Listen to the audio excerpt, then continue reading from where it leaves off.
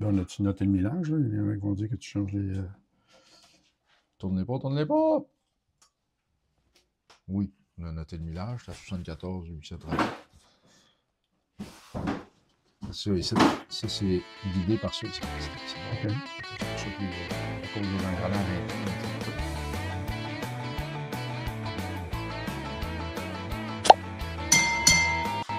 on a fait une vidéo il y a un mois et demi à peu près sur un indicateur de vitesse de Dodge 50. Oui.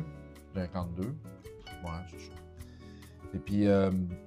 mais tu sais que ça, c'est sur YouTube, donc c'est peut-être pas chronologiquement sur YouTube. Mais bref, oui. Oui, bon, OK, on recommence. On a fait à un certain moment, donc dans le passé, mais on ne dit pas quand, l'entretien d'un indicateur de vitesse, du compteur de... Oui, c'est ça, c'est le Crusader. Le Crusader 52, c'est ça. Bon. Là, on est confronté à un peu la même chose, mais sur un beau Chevrolet pick-up Apache 1959. Là, je vais essayer de continuer sans m'étouffer. Bon, OK.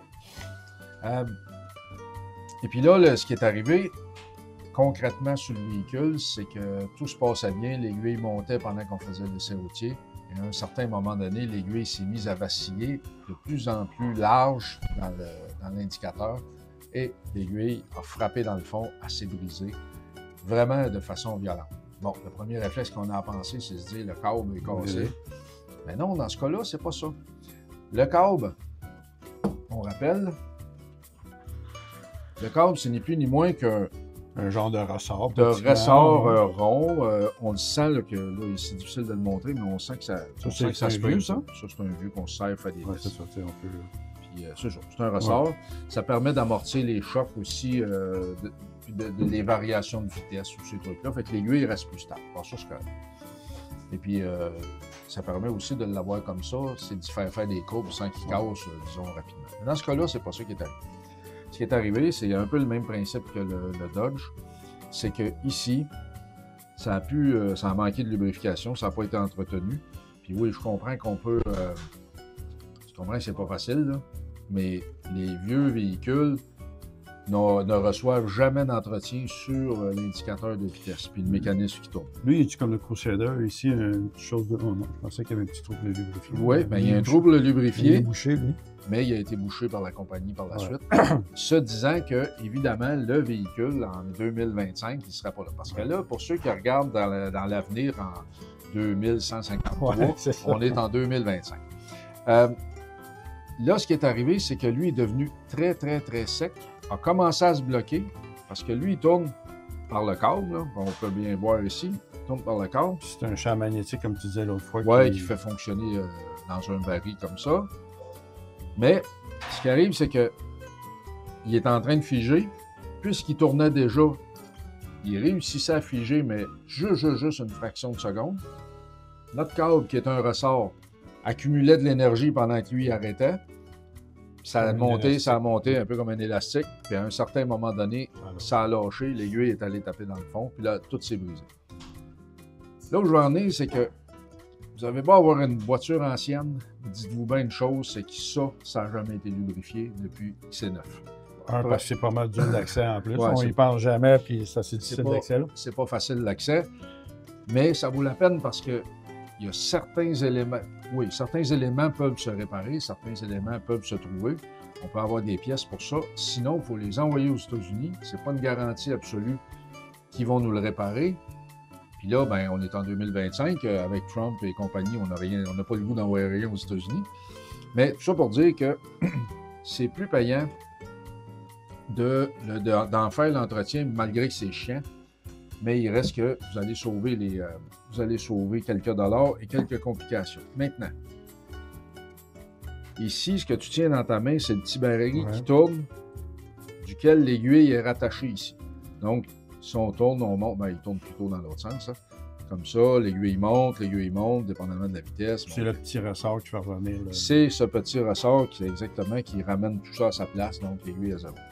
Mais lui, il a mangé toute une volée. Quand il est parti dans le fond, l'aiguille a cassé, ça veut dire que lui a continué à tourner au-delà de ce qu'il va d'habitude. Il a dû faire 2 ou 3 tours plus loin que sa butée habituelle. Le ressort est complètement en ruine. Il a fait 2-3 tours. Fait que lui, ça, c'est irrécupérable. L'aiguille s'est brisée derrière ici. Ouais, c'est ça, parce que lui, il devrait être fixé là. Il faut qu'il soit fixe, c'est ça. Fait que là, ça c'est scrap, on ne peut rien faire. Là, tu penses qu'on est capable de retrouver ce petit morceau-là? Ben là, ce qu'on vient de faire comme recherche, c'est qu'on a trouvé sur eBay un modèle comme ça usagé, qui est complet. Ce qu'on va faire, c'est que lui est en très, très bon état. On va le lubrifier, s'assurer qu'il est parfait. On va démonter l'autre. Lui, le baril de chiffre, pour le millage, il est tout...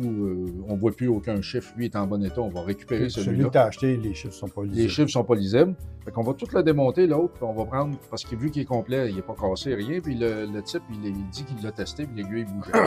Fait qu'on va tout le lubrifier, le nettoyer, le réinstaller, faire un assemblage complet. Là, ça va être parti pour encore 150 ans. Fait que si vous regardez cette vidéo en 2143, ben, je peux vous garantir qu'une fois qu'on a eu fini après ça, nous autres, on ne sera plus là, mais la page 59 puis son aiguille va marcher encore. Avez-vous des questions? Y a-t-il nos 800 000 auditeurs, Camarillo? Oui. Beaucoup de zéros. Beaucoup de zéros. Moi, pourvu qu'il y a des zéros, là, je suis bien content. Ah, ben, on peut-tu faire un petit extra? Hey, vite, je suis en train de finir, moi, là. Oui, mais je veux pas que tu finisses. Ah, OK. Il y a probablement du monde qui ont peut-être vu dans la vidéo qu'il y a comme des fils à bougie, des morceaux de bougie. Tu après dire qu'on fait même nos fils à bougie dans certains cas pour essayer de garder le plus d'originalité possible. Ah, ben oui. Mais... Au lieu d'acheter des fils à bougie déjà toutes faites. Oui, puis la plupart du temps, ils ne sont pas de la bonne longueur. C'est ça. Ça nous permet d'avoir un beau montage de fils à bougie, parce que les fils sont juste de la bonne longueur, Exact. pas trop longs, qui touchent sur le tube bleu d'échappement, puis qui brûle, puis ainsi de suite. Fait voilà. que, Ben, c'est ça, avec des douilles puis une pince spéciale. C'est une pince spéciale pour ça. Ben, on prend la peine de faire nos câbles à bougie, puis ça va faire... ben, on peut voir, c'est comme là, j'ai commencé avec lui. Si Camarillo veut s'approcher, ben regarde, avec un petit joint en caoutchouc là, ça fit, c'est tout beau, bien installé, tout propre, puis en plus, des fils de foie. Ouais, des fils de foie. Tu sais, c'est pas... Comme on dit, on n'est pas dans la haute performance, c'est pas des gros fils jaunes ou bleus de char de course. Nous, on est définitivement pas là-dedans. Il faut garder ça le plus beau, le plus original possible. C'est ça. C'est ça que ça donne. Yes.